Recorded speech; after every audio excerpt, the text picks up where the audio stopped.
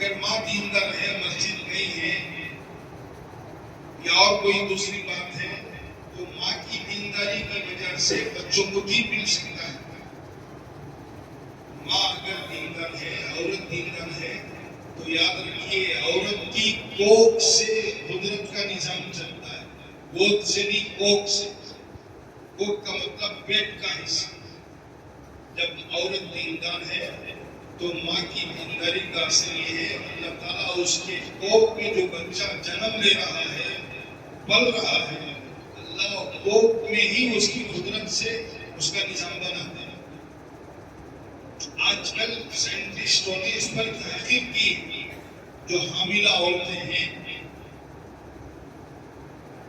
حاملہ عورت کی کیفیت کا اثر بچے پر کیا پڑتا ہے، اس کی خوشی کا، اس کے غم کا، اس کی ہر حالت کا اثر بچے کے اندر، پیٹ کے اندر پڑتا ہے. تحقیق ہو رہی ہے. لیکن یہ چیز جو ہے آج سے 1400 سال پہلے ہمارے آقا کی طرف سے معلوم ہے. ایک اللہ والی عورت تھی، ایک دیندار عورت تھی. اس کے گھر میں لڑکا ہوا. اب وہ بچہ جب بات کرنے کے قابل ہوا تو اس بچے کو مکتب بھیجی باپ کے پاس، باپ کے ساتھ. وہ بچہ مکتب کو پڑھنے گیا. اب حضرت کے سامنے بٹھا کر بابا بولے اسے بسم اللہ خوانی کرو حضرت، آج سے تمہارے مکتب میں اس کا داخلہ ہوا. تو حضرت اسے پڑھو بیٹا، اعوذ باللہ من الشیطان الرجیم. اتنا پڑھا تو وہ بچہ اعوذ باللہ کے ساتھ بسم اللہ بھی پڑھ رہا ہے، سورہ فاتحہ بھی پڑھ رہا ہے، پھر قرآن بھی پڑھنا شروع کر دیا خود بخود. دیکھ کر بھی نہیں، بغیر دیکھے کے. 1 پارہ ہو گیا، 2 پارے ہو گئے، 13 پارے تک پڑھا. کتنا پڑھے؟ 13 پارے پڑھا. تو حضرت بات میں ناراض ہو کر بولے، جب وہ گاڑی کھڑ گئی اس کی 13 پارے پر، حضرت ناراض ہو کر بولے کیا تمہیں بچے کو بسم اللہ پڑھاؤ، مکتب پڑھاؤ بول کو بلا لگا ہے، یہ بچہ کو حافظ قرآن ہے. تو بچے کا بابا بولے کہ مجھے بھی نہیں معلوم ہے، اس کی ماں کے کہنے پر لے کر آیا، لیکن ماں بہت دیندار ہے، پتہ نہیں کیا معاملہ ہے، گھر میں کچھ بدلو دو. ان کو بچے کو بلا لگا ہے. آگے ماں کو سننا ایسا ہو گیا بچے کا قصہ. ماں بھی پریشان ہو گئی. کبھی میں یہاں بٹھا کر پڑھائی نہیں. ابھی قرآن پاک کے 13 پارے حفظ سنا جائے. بعد میں تھوڑی دیر کے بعد وہ ماں کہنے لگی ہاں بات اب سمجھ میں آ رہی ہے. جب یہ بچہ میرے پیٹ میں تھا اس وقت میں نے قرآن کے 13 پارے حفظ کری تھی.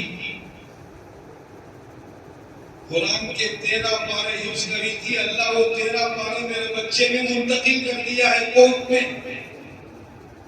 یہ ہے قدرت کا نظام. جب عورت دیندار ہوتی ہے تو اللہ تعالیٰ اس کے کوکھ میں اس چیزیں منتقل کر دیتا ہے. پھر گود میں بچے کا سب سے پہلا مدرسہ ماں کی گود ہے. پھر گھر کے ماحول سے اس بچے کو دین ملتا ہے. اب بدقسمتی یہ ہے کہ آج ایسے لاکھوں کروڑوں عورتوں میں کوئی ایک آدھ عورت ہو سکتی ہے الا ماشاء اللہ، جس کی گود میں، جس کی کوکھ میں، جس کے گھر میں دین مل سکتا ہے بچے کو. ہزاروں لاکھوں میں کوئی عورتیں ہو سکتی. اب جن محلوں میں، جن آبادیوں میں وہاں مکتب بھی نہیں ہے، اذان نماز بھی نہیں ہے، وہاں کے بچوں کے بڑے ہو کر، جوان ہو کر بغیر کلمے کے دنیا سے جانے میں کیا تردد ہے. کمانے کے قابل ہو گیا، شہر کو آ گیا، بنگلور بھی چلا گیا، مدراس چلا گیا، اور وہاں زندگی کو لگ لیا بغیر کلمے کے، بغیر ہمارے نبی کو پہچانے، ہمارے نبی کی رسالت کو سمجھے اور اللہ کی توحید کو سمجھے بغیر وہ ایسے ہی پڑا ہوگا. چونکہ پڑھنے کا زمانہ تو بچپن تھا، وہ ہاتھ سے گیا پانی ہوگی.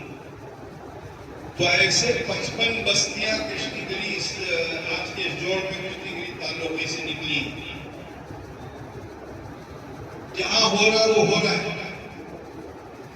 اللہ کا شکر ہے، نہ ہونے کے مقابلے میں کچھ تو ہو رہا ہے. اب فکر اس بات کی ہے جہاں نہیں ہونا اس کی اگر فکر یہ کام تو یہ ہوئی. دوسرا ایک سوال ہماری معاون جماعت